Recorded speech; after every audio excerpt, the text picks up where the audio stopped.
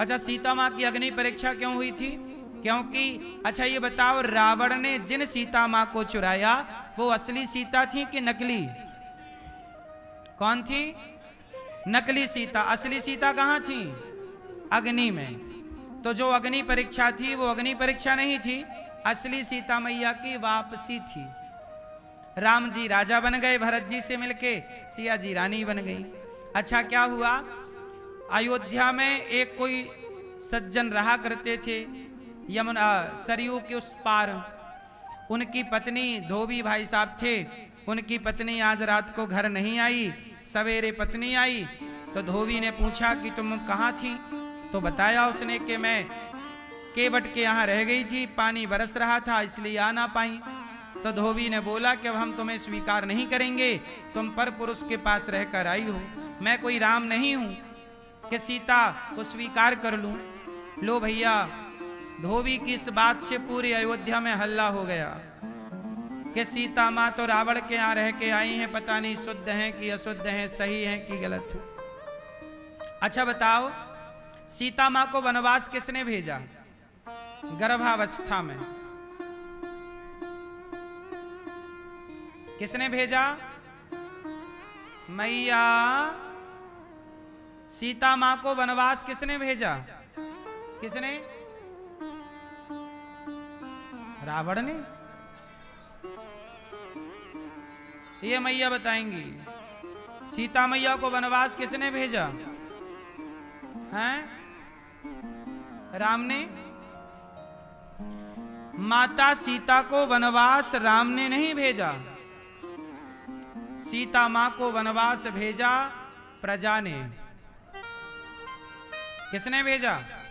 भाई धोबी ने कहा कि सीता पता नहीं शुद्ध हैं कि अशुद्ध हैं, फिर और लोगों ने भी बोला कि बात तो सही है, रावण के यहाँ रही हैं, पता नहीं कैसी हैं।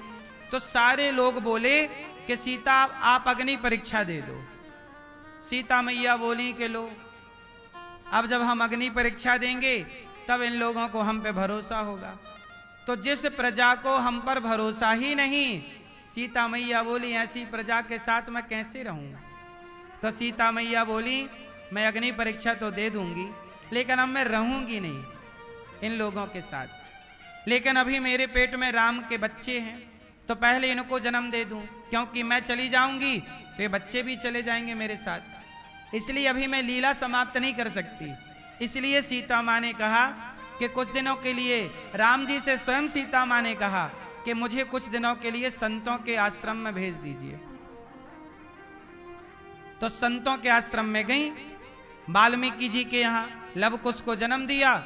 वाल्मीकि जी ने पढ़ाया लिखाया, लवकुश जब बड़े हो गए, थोड़ा बड़े समझदार हो गए, तो सीता मैया ने अपने दोनों बेटों को पिता के हवाले किया, राम के, ये रहे आपके पुत्र। और अब सीता माँ ने कहा दुनिया वालों, तुम्हें हमारी परीक्षा लेनी थी ना कि हम साफ हैं कि शुद्ध हैं कि अशुद्ध हैं, तो मैं परीक्षा दे रही हूं। राम को सौंप दिया उनके बच्चे लवकुश को। और फिर सीता माँ ने कहा हे पृथ्वी माता, यदि मैं पवित्र हूं, यदि मैं अग्नि की तरह, गंगा की तरह निर्मल और पवित्र हूं, मैंने राम के सिवा स्वप्न में किसी पुरुष का चिंतन और स्पर्श ना किया, तो हे माता, धरती माता, आप मुझे अपनी गोद में स्थान दे दो। ये कहना था कि पृथ्वी माता फट गई और कहा पृथ्वी माता ने, हे सीता, तुम बड़ी पतिव्रता नारी हो, तुम्हारे जैसी स्त्री इस धरती पे युगों युगों में कभी अवतार लेती है, तुम्हारी जैसी नारी इस धरती को अब पता नहीं कब प्राप्त होगी। हे देवी सीता, आओ, तुम हमारी गोद में आओ बेटी। ये दुनिया के लोग तुम्हें ना जान पाए, ना समझ पाए, तुम्हारे ऊपर भी इन लोगों ने उंगलियां खड़ी कर दी। तुम गंगा की तरह पवित्र हो, तुम्हें रावण चुरा कर ले गया था, वो रावण ने जबरदस्ती चुराया, तुमने अपने मन से केवल राम को ही पति माना है, किसी और का तुमने अपने मन से स्पर्श भी नहीं किया। कह करके चली गई माता सीता। दुनिया वालों को प्रमाण चाहिए, अच्छा प्रमाण मिल गया। अब लोग कहें सीता मैया माफ कर दो, माँ क्षमा कर दो, हमसे बड़ी गलती हो गई, आप पवित्र हैं। अब क्या होगा? ठीक है आपको माफ किया, लेकिन अब ऐसी समाज में क्या रहे जिसे विश्वास ही ना हो। इसलिए सीता माँ ने सोचा कि मैं ऐसे लोगों के बीच में क्या रहूं, इसलिए सीता माँ चली गई। सीता माँ के वनवास जाने का कारण राम नहीं है, राम को सीता माता पर संदेह नहीं था। यदि राम को संदेह होता तो राम जी की तरफ से शुरुआत होती ना, लेकिन शुरुआत तो समाज में किसी एक व्यक्ति की तरफ से हुई ना, एक धोबी और फिर उसके बाद और लोग, समाज के लोग। इसका मतलब राम दोषी नहीं है ना। राम को संदेह होता सीता मां पर तो राम उसी दिन वनवास भेज देते जब रावण के घर से आई थी, रावण के यहां से आई थी। इसका मतलब राम जी को कोई संदेह सीता माता पर। लेकिन लोग दोष किसे देते हैं? राम को, कि राम जी ने अपनी पत्नी को भेज। अच्छा चलो, प्रजा ने बोला, धोबी ने बोला, तो क्या किसी के बोलने से अपनी पत्नी को वनवास भेज देना सही है? क्या राम ने सही किया? तो सुनो, ऐसा है ना कि राम राजा है और राजा का धर्म है प्रजा की बात सुनना। जो पति की, राम जी यदि सीता की बात सुनते, प्रजा की बात ना सुनते, तो लोग क्या आरोप लगाते कि आप तो परिवार की सुनते हो, प्रजा की सुनते ही नहीं हो। जबकि राम केवल पति होते तो किसी के कहने से अपनी पत्नी को वनवास ना भेजते। पर राम जी केवल पति नहीं है, राम जी उस समय राजा हैं और राजा का धर्म है कि वो अपने परिवार से ज्यादा अपनी प्रजा की बात सुने। और राम जी ने प्रजा की बात सुनी, भले वो बात गलत थी। अब गलत थी, प्रजा का आरोप सीता पर गलत था, पर गलत था तो क्या करते? अब प्रजा का आरोप ही गलत है, राम जी को मानना पड़ेगा।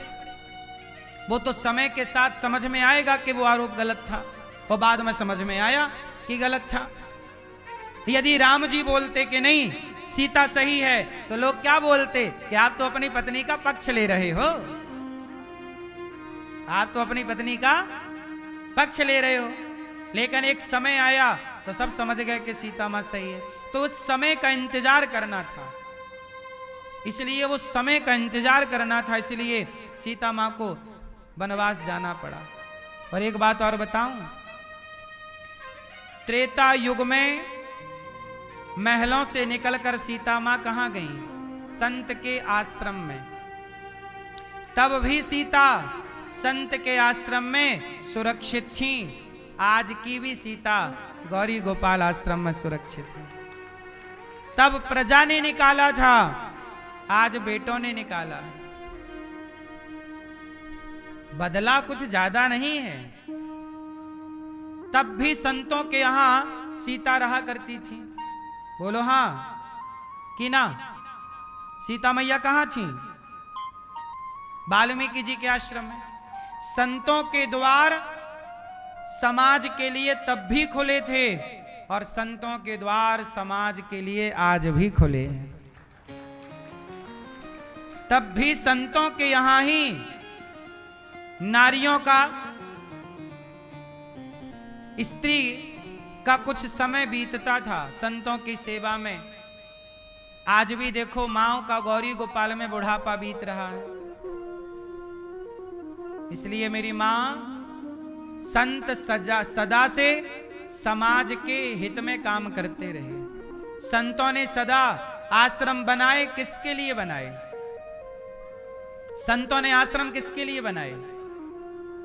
संतों के आश्रमों में क्या होता है? देखो आज गौरी गोपाल आश्रम में गुरुकुल चल रहा है, 150 बच्चे पढ़ रहे हैं। आश्रमों में क्या होता है? गुरुकुल चलते हैं। गुरुकुल में जो शिक्षा आपको स्कूल में नहीं पढ़ाई जाती, अब स्कूल में गीता नहीं पढ़ाई जाती, रामायण नहीं पढ़ाई जाती, वेद नहीं पढ़ाए जाते, तो बताओ जब नहीं पढ़ाए जाएंगे तो ये सब चीजें लुप्त हो जाएंगी कि नहीं? ढूंढने से भी नहीं मिलेंगी।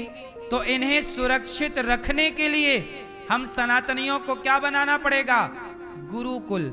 स्कूलों में गीता सुरक्षित नहीं है, गुरुकुलों में गीता सुरक्षित है। इसलिए आज की जरूरत है कि हम गुरुकुल बनाएं। गुरुकुल नहीं बनाएंगे तो गीता समझने वाले, पढ़ने वाले लोग मिलना मुश्किल हो जाएगा। गुरुकुल में जो बच्चे पढ़ेंगे वो सनातन का ज्ञान लेके आगे बढ़ेंगे। हमने भी गुरुकुल में पढ़ाई की है, हमने 10वीं तक स्कूल में पढ़ाई की, 10वीं के बाद की पढ़ाई गुरुकुल में की, गुरुकुलों में पढ़ाई की, गुरुकुल में पढ़े तब सेवा करने का भाव पैदा हुआ। स्कूलों में ही पढ़ते रहते तो शराब पीने का भाव पैदा होता, गांजा पीने का भाव पैदा होता, बहन बेटी को